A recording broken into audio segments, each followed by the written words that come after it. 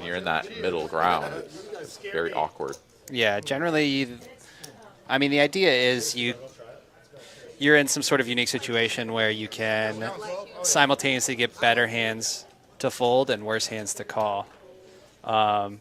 So maybe you'll get like better pairs to fold, but straight draws to call or something along those lines.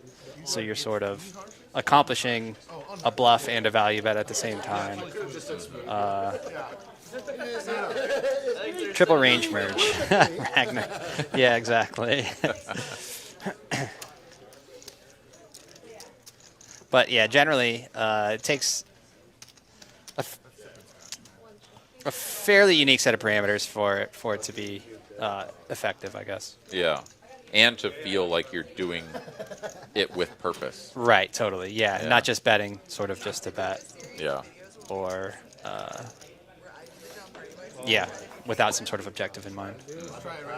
PokerFace Ash here is going to flop effective third pair. Does still have the best hand. And she's going to take a shot at this after Texas Rob checks it over to her. So this actually could potentially be considered a merge, right? Like she could potentially get pocket sevens to fold, pocket eights to fold, and then she can get called by a hand like queen eight. Mm-hmm. So that would be like, I guess, like a clear-cut example of like there's an element of bluff to pocket sixes, but also an element of value. Mm-hmm. Yeah, and the middling to small pocket pairs sort of perpetually live in that area almost, right? Like whenever you're betting, it's usually just to deny equity, right? And like you're very much just happy if you win the pot right then and there, even if you have the best hand, because you're not like, let's build this pot up to, you know, the ceiling. Right. When I have effective third pair. You know, like yeah, exactly, yeah. Texas Rob here is going to donk this for Tree Fitty. And let's see if PokerFace Ash can see through this. The thing here to sort of take away generally is like, how many times are your opponents going to check a top pair on the flop and then lead when they make trips?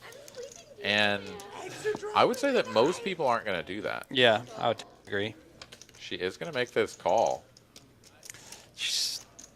Tough spot on the river coming, potentially, when you do sort of float with sixes here.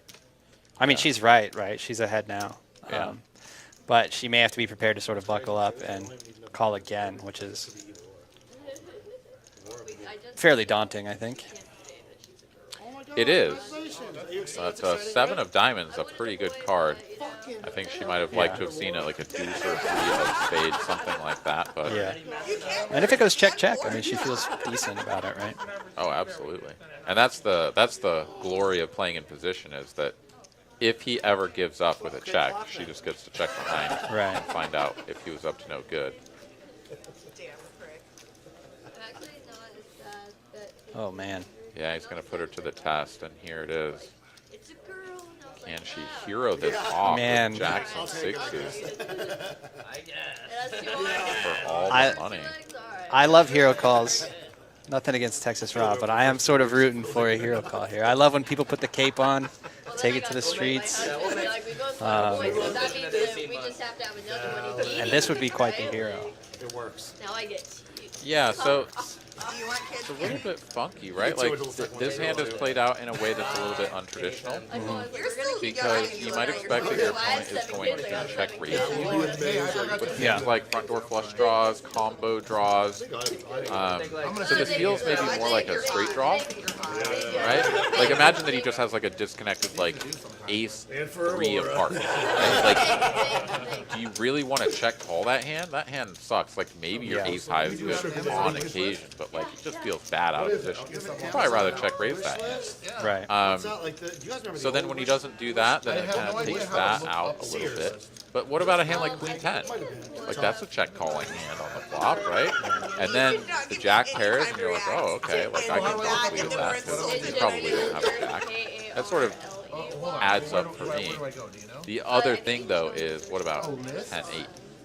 10-8 just got there. So like, if you're gonna say Queen 10 and 10-8 are those sort of like rational, because they're also sandwiched right around the jack, so it sort of interacts with your opponent's ability to have trips now. Right. Those are, oh, there we go, hero call.